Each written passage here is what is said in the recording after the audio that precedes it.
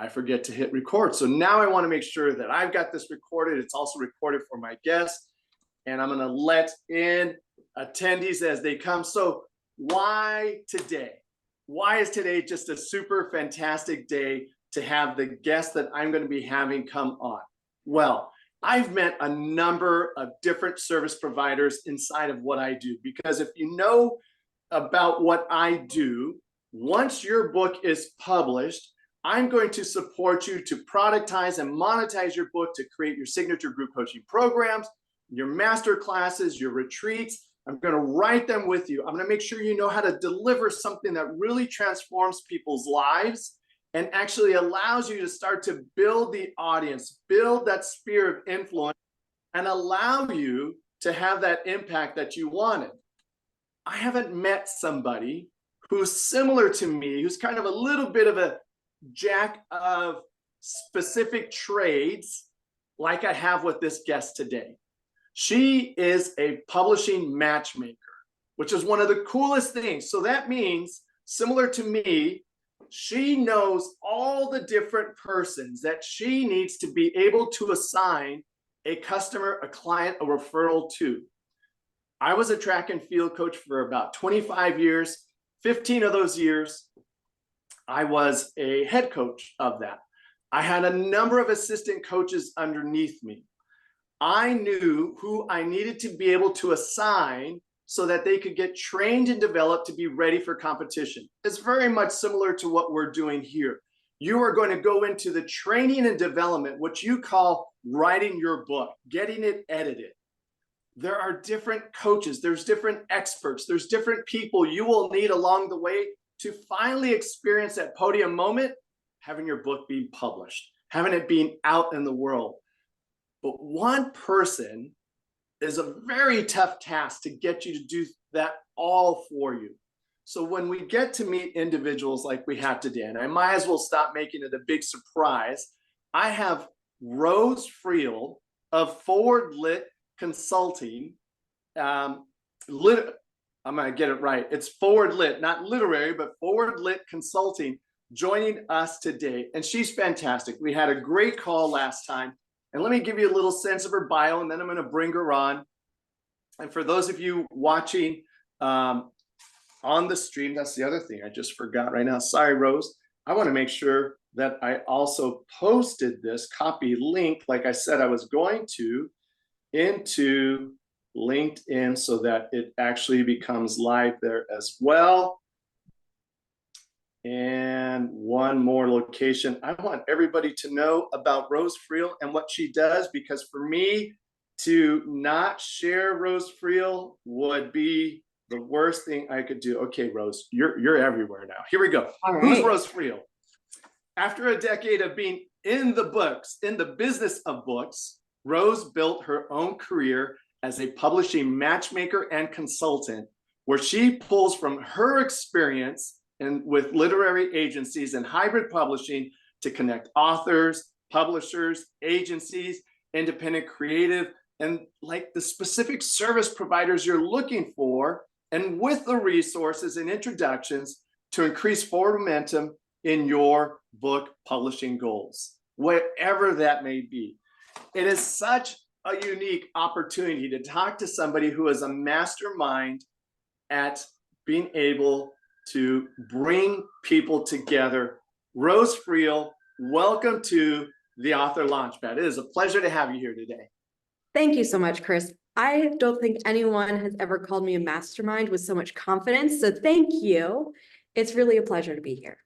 Yeah, awesome. Thank you so much. And did I miss anything in that introduction? Because I get excited, Rose. I am not an introvert cheerleader. I don't do opera claps. I am the bravo, great job, let's do this. So if I get excited, you are welcome to wrangle me back in and keep us on track today, okay? I will do my best, but I'm also the big clap cheerleader on the side. So no worries, you did wonderfully. Awesome, thank you. So let's jump into the basics. I know you are in Texas. What part of Texas are we talking? Are we Gig'em? Are we Horn part of town? We're Longhorn territory. I'm in Austin. You're in Austin. Great. Yes. And you just moved recently. I just switched apartments. So I moved down to Austin fresh out of the New York City quarantine lockdown in 2020. My Wow. lease started here in January of 2021, and I've been here since. So I've met my fiance here. He went to UT for graduate school. I've lived here, but I am originally an East Coast girly, and I'm still that person at heart. So a little bit of a mix, a little bit of a fish out of water, but a very cool place to be right now. Good for you. That's fantastic. And I know we spoke just a couple weeks before the eclipse came through. Yeah. How was that? Did you get out there? Did you get to see the eclipse? You watched it, right? Absolutely. I wasn't going to let that pass. So I didn't know what to expect. And I have to say, the eeriness of the darkened skies and then the birds stopping to chirp for that moment, and then the morning birds coming back out as soon as the light returns. Supernatural, eerie, beautiful. And actually, speaking of my fiance, he's from California, where separate coasts met here. And he had 15 of his relatives come to town for it. So we had 3 generations of his family in a house outside of Austin, just seeing this really once in a lifetime, although I do know it happens more often, but the opportunity to be together was a once in a lifetime chance. I love it. As a former science nerd, I was the curriculum writer, course developer for the Los Angeles Zoo High School 15 years. I love those science moments. They thrill me. I got to take my glasses down to the coast here in Long Beach, and I saw, as they tell people, don't you be looking at it with your eyes. And sure enough, people always look up, right? And we look, and I'm like, hey, try these glasses on. And then it's, whoa, because then you actually get to see the experience. So let's dive in and let's start to create what we are going to share with people today. So first things first, because I have a question about the eclipse that I'm going to save. What do you do for people exactly, Rose? Because I got a sense of what you do. I'm pretty sure I know what you do, but in your words, what do you help people do? What do you accomplish? I just walk with them to publishing. That's my big goal. So it is a confusing, often mythologized industry. Everyone thinks there is a singular genius who is picked up by a singular person with the sight to recognize that they are a singular genius. And then they take them through and then they platform them and then they go, oh my gosh, this person is amazing. And then everyone picks up their book. And that is a beautiful myth, right? I've seen it in action many times from many different viewpoints. And so the large part of my work is, I'm not your editor. I'm not your publisher. I'm not your designer. I'm not your marketer. Goodness. I walk the path with you and give you the tools that you need and the connections that you need in order to understand that you have more control here than you think. Your singular genius, everyone has a working genius. It exists. We just want to make sure that we follow the path that is true for you to get to your end goal. I love it. I can't say I love you. I was so excited. I'm like, I love you, Rose. It was so good. So I'm going to say, I love what you said. Thank you. No one has described the author journey as the myth of publishing. And so you already read my mind, because later I'm going to give you some prompts, but I'm going to take this one right now. One of the early on influences in my life, after I read King Arthur and the Knights of the Round Table, I had a high school teacher, as most of us were exposed to myth in high school, introduced me to Joseph Campbell, Carl Jung, Edith Hamilton. I never looked back. Like, oh, the way you spoke the myth of publishing is so accurate. It was eloquent. And you even described the tools and the connections. It's very much what the gods on Mount Olympus would grant down to the hero in the journey. What do you need? You need a white horse? I think you're gonna get a white horse. What do you need? Oh, you need wings? All right, I'm gonna give you wings. It is the opportunity, and not that we're on Olympus, but what tools do we need to equip somebody with, because that's the story of the mythos, to have them see it was in you all along. You just needed somebody to help bring it out. Yeah. I fully agree. And actually, I'm so glad that you pulled out Joseph Campbell because I'm a huge fan of him. And I believe Maureen Murdoch did The Heroine's Journey. If you've not read that, fantastic. Christopher Booker with the 7 basic plots. Like that's the stuff that just revs me up and gets me excited. And I think that it is about meaning making throughout everything. I just finished Will Storr's The Science of Storytelling, and the human mind essentially is creating your experience around you, but you are in your own brain, just kind of like in a cave, right? You're shielded like I believe, and it has been a minute since I've taken philosophy classes, but I believe it was Aristotle or Socrates that talked about the fire in the cave. It's the same thing, right? Yeah. And we are looking for the assurance that we are not alone in this cave. We are looking for connection in that way. That's a lot of what Will Storr talked about. And so when I think about the work that I do and the myth of publishing, which has significant roots, I'm going to call it out. There is a reason why, but now we're in a that high, paradigm's deep.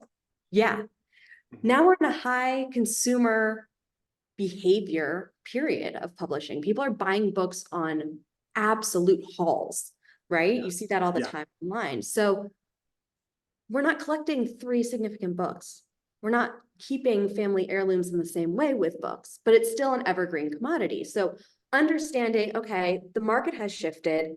We have the same needs as human beings, but we have to reach it in different ways. And the fact that I am insatiably curious, borderline nosy is what I always say about why these things happen the way they do. That's what I try to understand, the cause and effect, the reason for this work. And so in everything, you shouldn't have to navigate it alone. And it helps a lot more if you have someone else there to tell you you're still doing great. Let me give you what you need. Rose Friel, I did not know you were a polished, elegant, curated rebel. Well, thank you. You're just flattering me now. Yeah, I hear it because I heard the acknowledgement. Hi, Big 5 publishers. I know you exist. And I know the mythos is, how do I end up on the Olympus that you are? And I know enough now to have people have their mountaintop, not necessarily having to go that way. But if I get to meet them and I get to work with them and I get to connect them in this journey, I could probably get them to some place that has them experience that fulfillment in their life. Yeah, that's the goal, right? Because the ultimate success for a book, the reason it becomes an heirloom, the reason it becomes a favorite title is because you offer a balm for the human condition to someone else that you will never see face to face. You may never actually communicate back with them. They may never actually be able to reach you, but you're writing your story, your authorship. That's the success, is that you gave them that camaraderie. I don't think there's anything wrong with the Big 5 in terms of wanting to reach that goalpost. I think that is an actually very valuable merit. You want to hit the A-list. If you've ever read Meta Wagner's Creative Types, I think that she wonderfully discusses the different inspiration, the reason why people are creative. And one of them is you want to hit that value platform. You want to show that you are capable of it. And I think that there's something beautiful in that. But do I think it's for everyone? No. Do I think everyone has a story? Yes. Well done, Rose. You're Thanks. giving me so much. Okay. I'll if you throw it out there, I will bite on it and we'll take off in different directions. So I'm gonna follow our notes. Okay. And try and have this be cogent, coherent, so that people could use it. And this is beautiful already. Thank you. My pleasure. All right. Let me back up. How did you get started as a master connector? Happenstance? Honestly. Okay. So my publishing experience, I trace back to like 3rd grade. And that sounds cliche and that sounds insane, but really in 3rd grade at that point, my mom was the person who ran all the scholastic orders for the entire elementary school. So we would have shipments of boxes come in every single month. And we would sort them out and put them into bags for people to go. We would take like the plastic bags that you weren't paying for yet at the grocery store. They would just hand them out like crazy. And they're like, please just take your stuff home. We would use all those and write on Sharpie markers. So I understood what people were looking for among my peers really early. And I was so grateful for that experience, but I also knew there was no money in publishing. And I was like, I can't do it. I can't live my life worried about the financial matter, because 2008 hit. We all knew what was going on with the economy. And so I actually fought against going into publishing, really fought against it. And that fight was absolutely quelled the second I took a medieval romances class in college and started getting into the literature. And I was like, oh, fine, I'm here. Yes. But I did start to pursue for a bit the business angle. So I wasn't sure what business I wanted to be in, but I knew I wanted to be somewhere in the helping teams move forward. It didn't matter the industry. And then publishing came back to my life. And I was never known to be the master connector in my early stages, but I was someone who got in there and did the work well, and I did it fast and I learned quickly. So I worked for about 6 agencies before I landed my full-time gig with an agency. And that was when the tail end of it was when New York hit the pandemic. And we all hit the pandemic, but New York really shut down. Yeah. Oh my gosh. So did. Such an impact. It was a huge impact. And my roommate was in social work, and we were both seeing these different sides of our day-to-day lives change. And in that, another thing that I love about traditional publishing that I think they have caught up with is that the office I was in was purely paper-based. Contracts, everything. And we could no longer get into the office. So I converted our paper system to operational digital functioning and coached our 2 agents and our sub-rights manager through how to do that and help them find. Well done. Thank you. Thank you. That's a huge accomplishment. It was a big accomplishment. And I was like, okay, there's more to this publishing game than I expected. There's more than just reading the books, which, don't get me wrong, I love it. And that's the reason why I kept with it, that English class through to the final of my degree. But I was like, okay, we have other opportunities here than being the editor in publishing. And that's when I joined Hybrid.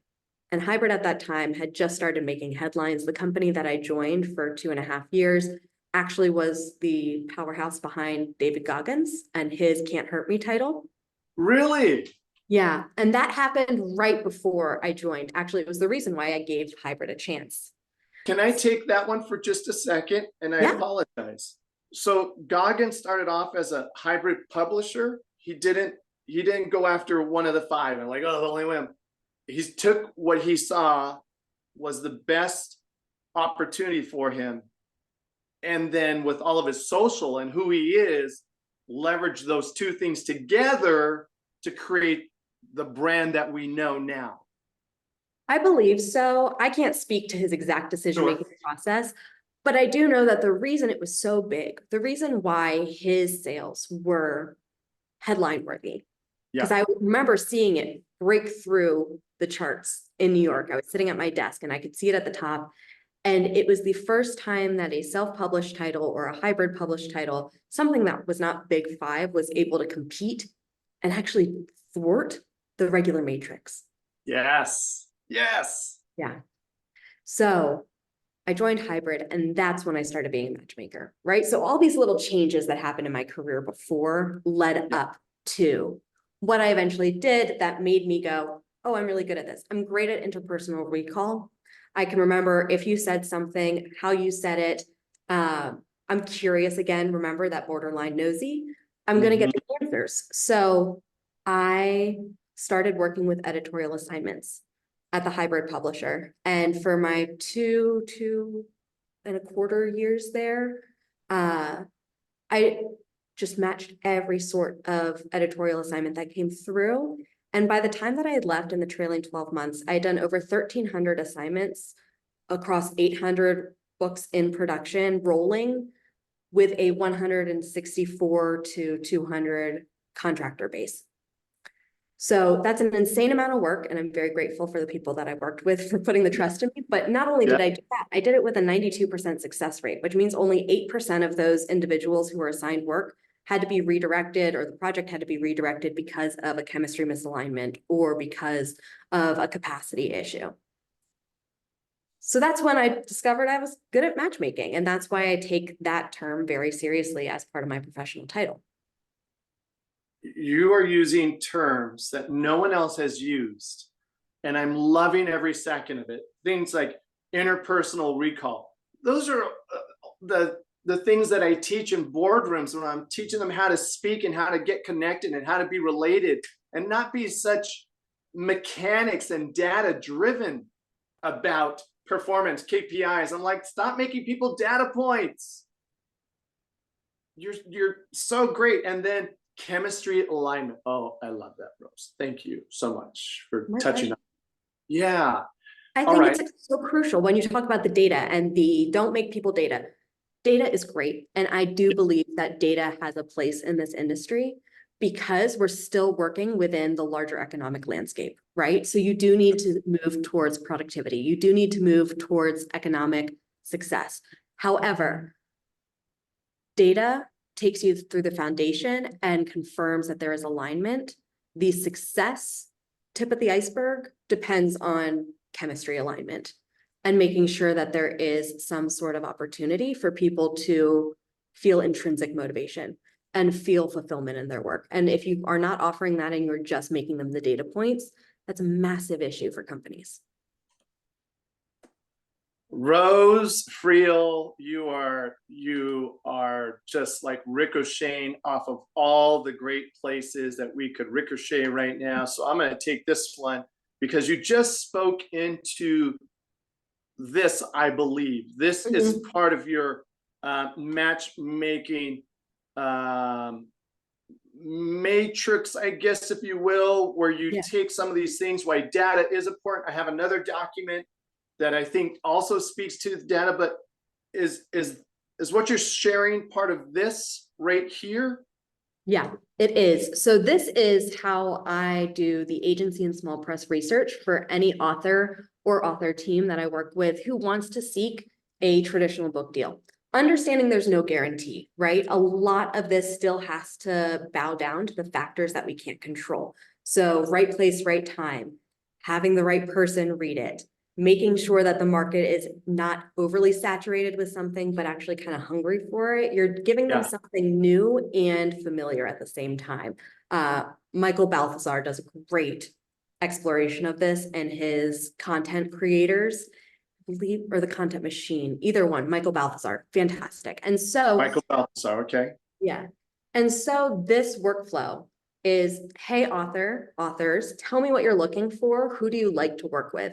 And the major areas that I work with, in this basically a SWOT chart is what is the person who's reviewing it, whether it's an agent or an acquisition editor who takes unsolicited manuscript submissions. What have they done historically and successfully? What accolades did these books meet? Not because accolades are a true merit of the quality of the book, but it shows how well connected they are. So understanding, okay, what's their qualification for it? Sales activity. How actively have they been selling lately? I've seen a lot of people go after agents who are, I say this with love, inactive. And it's not because they are taking on less work or selling less, like they could very much be actively representing their client list. But if they're only selling their recent clients or their clients who have shown dividends time and time again, because agents do not work within a fee-based system, they work for commission.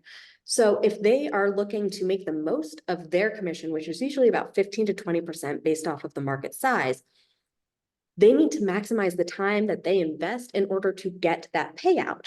They're going to go with the safe bet. I would go with the safe bet.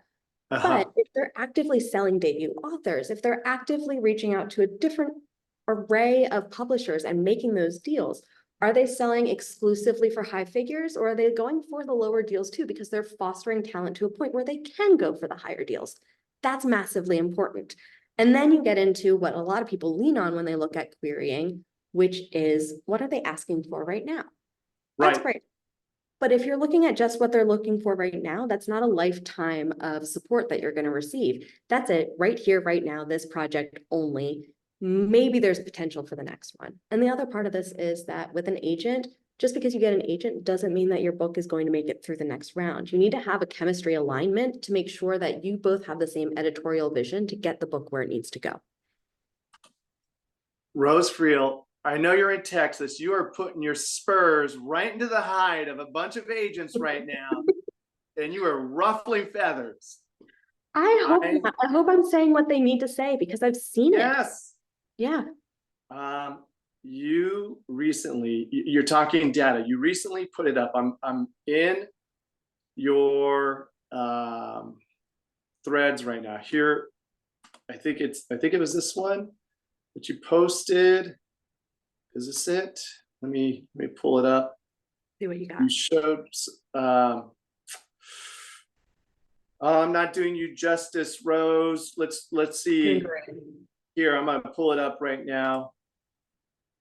In your on your LinkedIn post, you're talking about data, and you're talking, and this is your gig post. I forget the post it was, but you were showing numbers so well, and it should be in your accessible. PDFs for the rate transparency report. I just saw it at the top. Okay, very good. Then let me do this. I have that. I'm going to pull that one up right now. Save you the search. I know exactly what you're looking for. Yeah, good job. This team, look at this team go. Okay, this is what you were describing. Where would you like for me to go as you talk about page 4? Page 4. It's probably the best for this. Yep, here we go. Okay, let's do it. So this is another thing that I'm really passionate about. In addition to the invisible labor of agenting right now and the limited capacity that they have. Within the freelance market, which is actually growing in interest, I mean, Authors Equity just announced that they're going to be working largely with subcontractors. Authors Equity, if you're unfamiliar with it, is the flagship within the Big Five model for a tightened team. They're working with 3 former executives, 2 of which from Penguin Random House, I believe, and 1 from Macmillan. And those 3 make up 6 of their full-time team. They're not giving advances, they're giving a higher royalty split. And they have angel investors / backlist representation by James Clear and Tim Ferriss, who have totally monopolized the nonfiction productivity. Yeah, exactly. It's that wow. With that said, the use of subcontractors or independent contractors, business owners, freelancers, whatever you want to call them, is essential to the self-publishing and the hybrid publishing market because it keeps the productivity scalable. It keeps the productivity and the quality high. So when you look at this, though, a lot of people get undercut with their pay. A lot of people. And it's unfair because they are doing the backbone of the work. So when I look at the data, which I love to do, is I'm looking for what is the average rate? Are they offering different services, which you'll see is the light tan square there. That means that, you know, they might be offering a higher rate for developmental editing. You see it at that 150, but those people are also probably offering ghostwriting. So it's a mix of services that you see. Depending on your need, you can mix and match these, but you should also know what the fair base compensation is.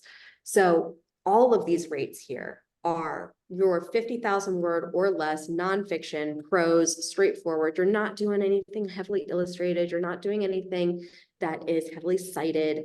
You're going for the leadership, the authority, to use the Author Launchpad kind of terminology. You're just buttering me up. Keep going. Yes, I am. So if you see here, the orange circle is your most popular option. And there are different ways that people like to give their rates. It could be hourly, and then they group it together and offer a lump sum. It could be a rate per word, whatever it is. I want to make sure that people have the knowledge of where does the market sit. So anything you see as a triangle is going to be just a general response. The circle is the most popular response. It would have like 20 triangles there. And then anything that's light blue is from the last survey. I try to do these twice a year. That way we can see how the economic changes that happen within our society, would that happen on a global scale, whatever it is, impact the ways in which we qualify and compensate our talent. So it goes through every single essential deliverable, all the way through to book cover design and operations upload. I think that this is essential, not just for self-publishing authors, but also hybrid teams. What's not in this report, but I'll share with you, is that I discovered about 20% is the maximum cut that most independent contractors are willing to take for the security of work with an agency. And I think that's very fair. A lot of people go, you know what, we can cut it because we're giving them the job, we're giving them the compensation. And the reality is these people know that they're quality and they don't want to work for someone who micromanages them. Right. So that's my spiel. I could go on longer about it, but the data that supports the quality is so important. Rose Friel, you're like talking to my science nerd. You're showing me data. You are describing you're transforming the myth into these digestible waypoints. You're bringing light to it in ways that most don't. They know how to talk about their sphere of influence, because that's what I've learned too, is they become very siloed and they're like, I don't do that. I don't do that. Now that's good in the purpose of branding. It's good in the purpose of delivering professional service. But then it still leaves people with a lot of unanswered questions. Say, I don't do that myself, but you should connect to Rose because she'll help you once we complete this phase. I think most know to hand it off to somebody, but the way you just described it in the paper that you put together there, ladies and gentlemen, if you're watching this in replay or however you're download this from Rose Friel's page. I will make sure the links are up and down all over the place, wherever you see this at, so you could get this and you can start to understand what's that cost going to be. So I guess then, Rose, the natural next best place is someone has an idea. I want to write a book. Oh my gosh, we hear that so often. And let's take, I'm also learning this too, and I'm loving both. My emotive Facebook groupers write to emote, and they are anthology writers. They tend to be a little bit shorter books, and they're testing it out. My LinkedIn writers are the ones who are using it to advance their career. They tend to have a little bit more resources, and they're willing to put in a spend because the greater visibility, the authority will go to that part that comes with it is worth it. It's an investment worth making. So let's talk to that side. All in, because that's a question I get from people. They're like, well, what do you think it's going to cost me altogether? I'm like, well, let's do a P&L. Let's look at our costs. So I'll let you take it from there. I'm so glad you brought up a P&L. P&Ls are the bane of publishing, but they have proven very essential in recent years. So the two groups that you discussed are going to have very different P&Ls, right? Because there are three different types of investments that you're actually going to make with publishing. There is the investment of your money, the obvious one. It's what we think about. We think, okay, what's this going to cost me to get through? Then you're going to have the investment of your timeline. This is something that your people on LinkedIn probably have less of, or they have a stricter budget when it comes to their timeline. And I'm not talking about their personal time. I'm talking about the length it will take to do the book and when they want the book released. They've got speaking engagements. They've got client acquisition that they want to do. They have various different launches for new business models, whatever it is, they have a strict timeline. Your anthology writers, your emotive writers, the people who write because they enjoy the catharsis of it, they enjoy the connection. They're not going like, hey, I want this done like in 3 weeks.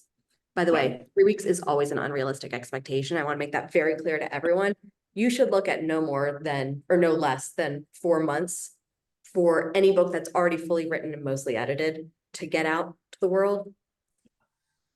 if you say yesterday, you're just doing your freelancer or your publisher a disservice because they need an actual gauge to tell you what it's going to look like. Outside of that tangent, you've got your money, you've got your timeline, and then you've got your personal time. That means your presence, that means your energy, means your attention. That is something that's really hard to give when you're running a business and you're doing the authority building. It's a lot easier to give because you want to get that emotion out. You want to get that emotion into text. Two different spectrums here. Yes. Yes. So Very good. Let's talk about your self-publishing and your emotive writers first. Depending on the quality, I would probably say you go self-publishing or you go small hybrid publishing. So that's a team that's actually very editorially conscious. Not so much we're building, we're putting out an output. There's nothing wrong with that. That's not for them.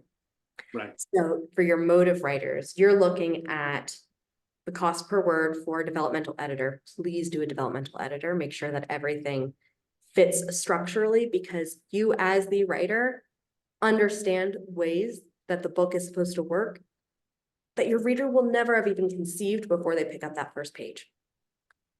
Give it a developmental editor. They will be your proxy reader and make sure it all flows right.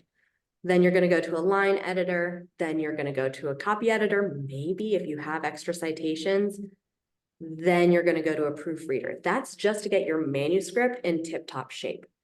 You're also going to have your cover designer and your interior layout designer. They can be the same person, they can be different. Either way, that alone is probably going to cost you about $2,000. All of your editing is going to be dependent on your word count. So if you're looking at a longer text, safely budget 5,000 to 7,000. I would say 10,000 is usually where you will be tight with your budget.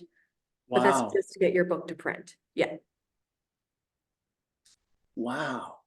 This is an important metric because when you get to the hybrid publishers, the ones who are the big guns in the game to platform authority, they're going to take those costs plus their overhead, plus the brand that you're buying into, right?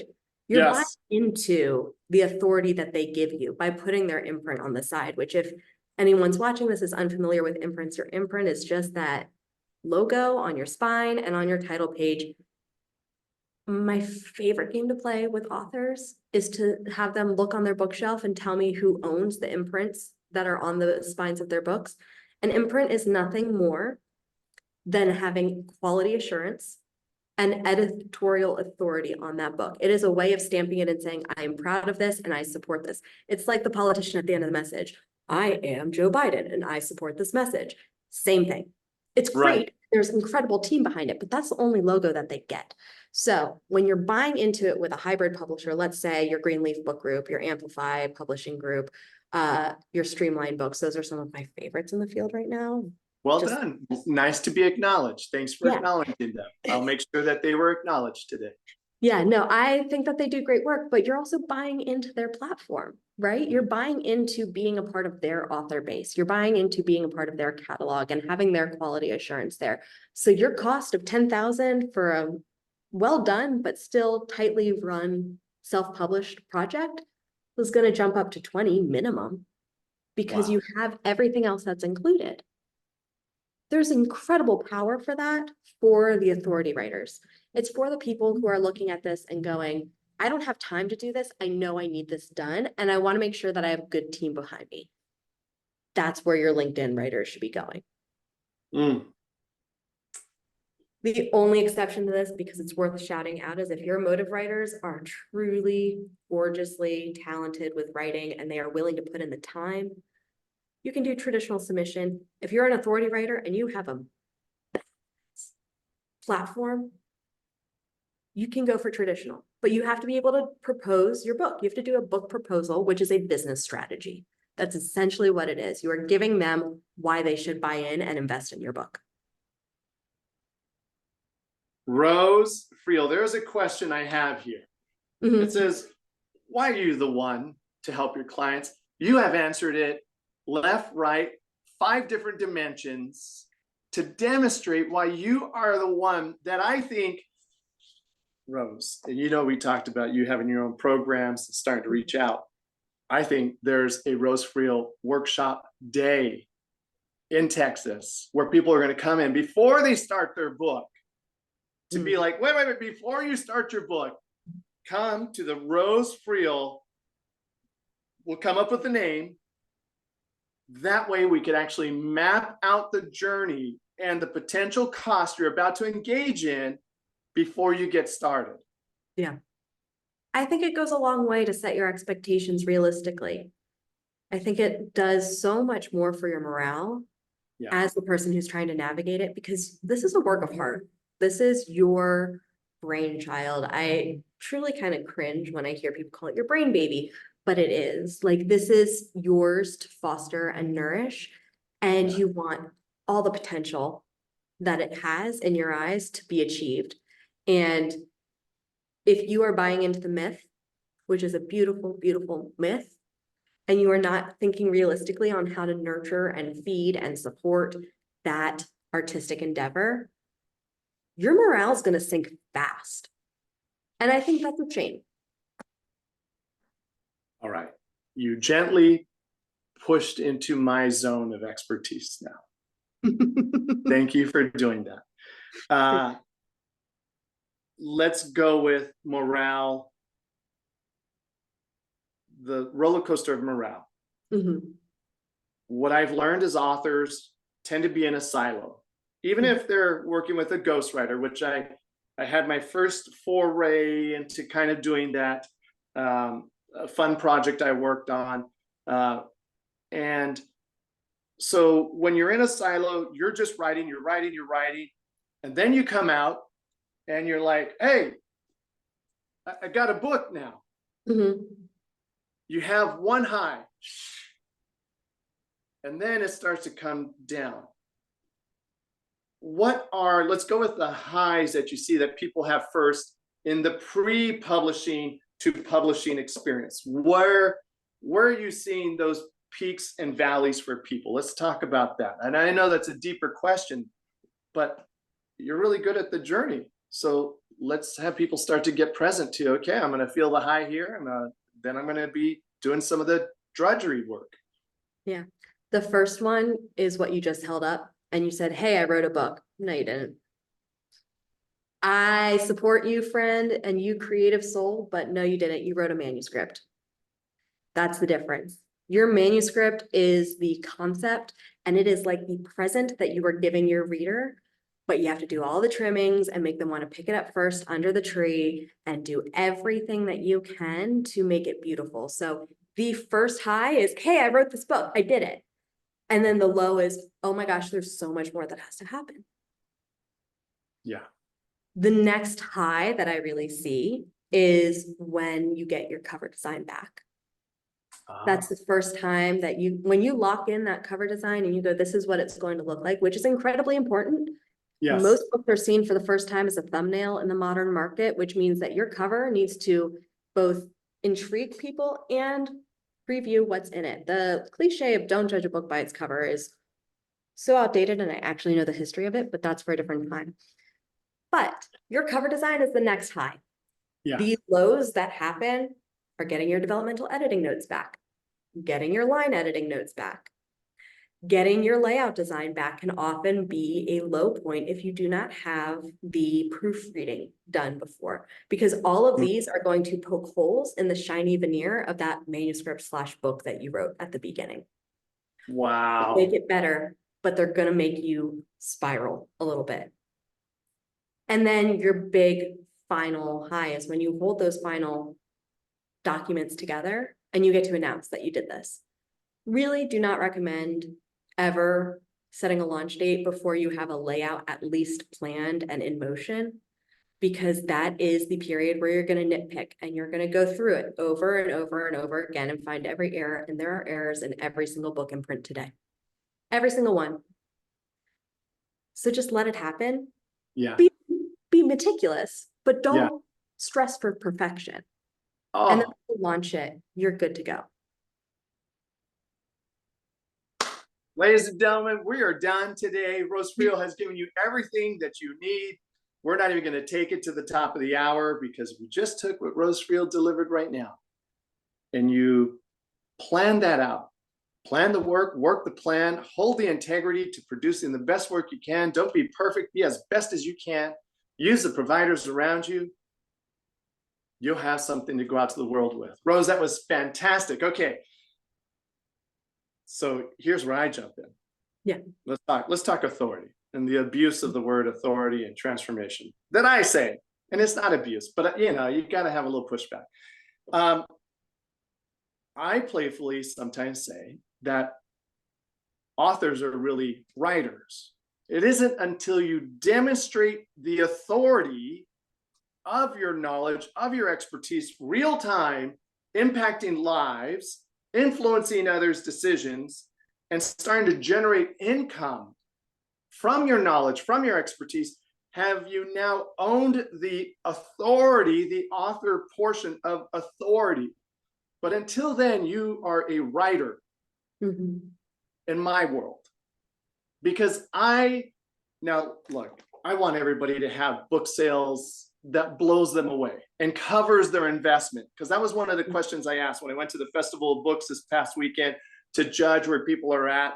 I would gently, like my third or fourth question would be like, have you generated enough revenue to pay for your investments? 95% of them, no, no, no. And then I'll ask, are you interested in, you know, bringing your book to life? Now, a lot of people say, let's bring your book to life. No, you brought an idea to life, you put it into a book. Bringing a book to life is demonstrating, teaching, showing the pathway of the process, the passion, the platform that's in the book. So, Rose, how do we move more authors into the world of actually delivering the work themselves? Because one of the things I'm really seeing as I keep working with them is they show up and they go, you do it for me, book marketer. You do it for me, book publisher. You do it for me, Amazon Kindle Press coach. But I don't hear them often unless they show up to me going, Chris, I want to be the one that drives the impact of my book. I know what I put in here transforms lives, and I'm done working with all these other ones who say they're going to deliver something out to the world and it leaves me unfulfilled. I know that I'm great in front of people. How do I get to do that? So, Rose, how do we move more authors into that space? I have 2 points on this. And one is that I agree with your assessment that the authorship and the authority comes in. I wouldn't say that you are just a writer if you don't claim your authority. I think you're a storyteller. Because writers can write and they can fictionalize worlds and they can do everything. They can do it for the catharsis. But there are so many people now talking, thankfully, about hiring ghostwriters and good editors and book coaches and everything in the beginning to actually produce the manuscript. Sometimes people don't touch a single word themselves, and that's okay. You have the storytelling and you still have the authority because you're explaining your authority. You're explaining your concepts, just as you said. So I want to make that important distinction. Thank you for that. Yeah. And then in terms of how to move more people towards the authority, recognize that publishing a book, becoming an author is a career, right? It's a professional investment. It is your time. It is your persona for this aspect of your life, however big or small that sliver is, but you have to commit that time. And it seems, again, like that mythos of, you know, I did it. Why isn't it doing what it's supposed to do? Look at it sell off the shelf. Look at it go. That's not the way it works, though.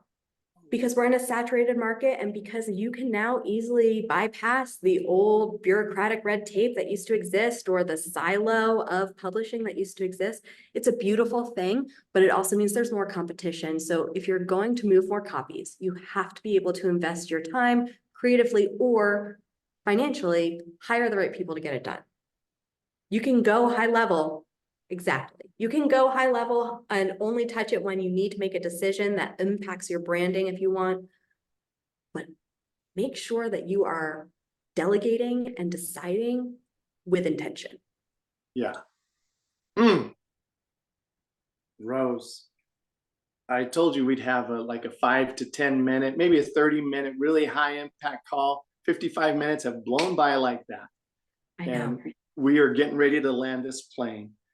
I cannot thank you enough for being here. You've spoken with eloquence, power, clarity. I am looking for persons that have been through your process, and why I'm saying this is because then they have that scope. They have a realization of, okay, this first part of getting the book out isn't where it stops. It's where it really starts. Because if I really, when people say, oh, I'm a difference maker, writing a book is not a difference maker. Measuring the impact in the lives of others is difference making, is showing up. Earlier you talked about face to face. That's all that I care about, because as best as I know, as social animals, we didn't create a book to replace who we are with others. It is a medium in which we get to deliver our information, our stories, our expertise, our experiences. And when you pull it all together, that's what I want people to be able to really have the opportunity to do. If you say you're a difference maker, I want rubber meets the road, you in the front of a room with the signature program, an online masterclass, a workshop, a retreat. I will write it for you. I will coach you on delivering it. I'm going to be reaching out to Rose being, hey, Rose, I need these different people on this person's pit crew right now. They don't have this, they don't have that, and they need this. But I know that I've got an all-star that's going to light up rooms. But I need to have their high-performance vehicle built. Help me build that high-performance vehicle so I could train them to drive and go as far as they can, as fast as they can, as effectively as they can with their knowledge and expertise. I can build that Ferrari for you, Chris. Yeah, I know you can. Oh, so great. So great.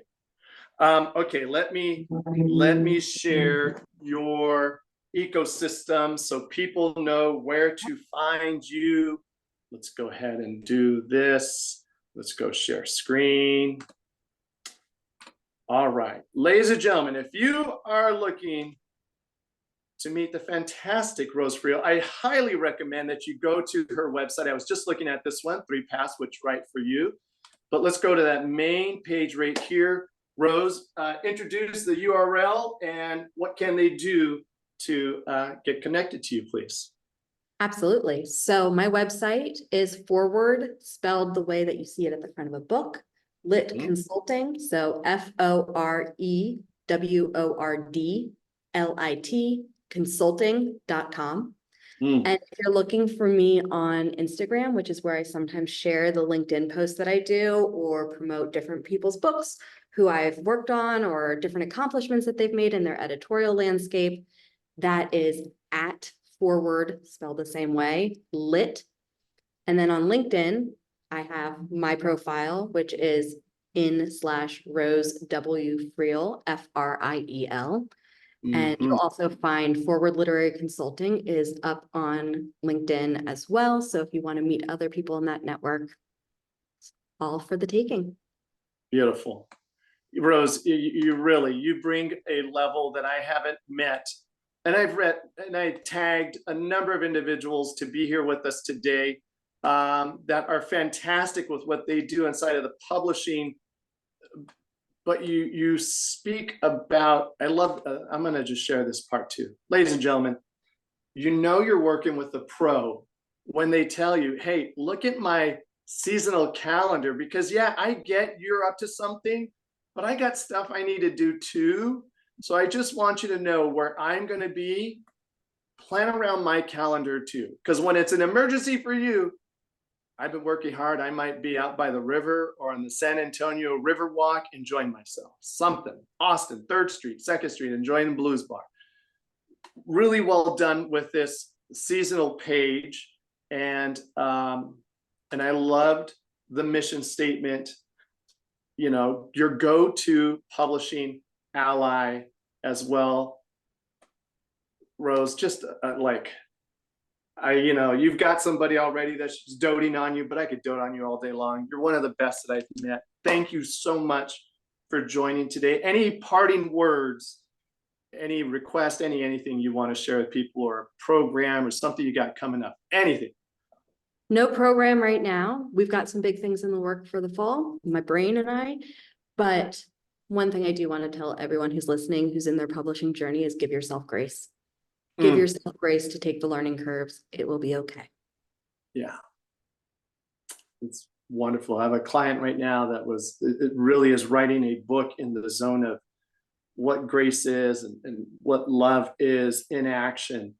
And when you said that right now, it just reminded me of that conversation. It's one of the most divine things we could do to self, is to give ourselves grace and generosity, to not be perfect, to stay committed to our journeys, and to let our best shine forward. And you do that with people fabulously, Rose. Thank you. And thank you so much for leading one of my favorite discussions. I could nerd out about this stuff all day. So thank you for hosting. You're welcome. Ladies and gentlemen, that wraps up just a spectacular Author Launchpad livecast. I'm Chris Trammell, the creator, developer, and head coach of the Author Launchpad. I want to help you get that work out to the world. And you see how I get to collaborate with the first finishing line experts like Rose Friel, who she's going to make sure that you have what you need. And then we're going to overlap. I'll take you like a baton and take it from there and take that work out to the world. Rose, thanks for joining us all the way from Austin today. Luckily, Zoom makes the world this close now, right? Yeah. All right. Technology works. Yes, fantastic. I'm going to end the stream now. So everybody who is watching it on stream, I promise I'll go back to the comments. If you're watching this on YouTube as a replay, you'll find the links in the description. And I cannot recommend Rose Friel enough. Before you let the ink dry on your manuscript, and talk to her. All right, everybody. We'll see you next time. Bye for now. And I am going to stop the recording as well. Bye, everybody.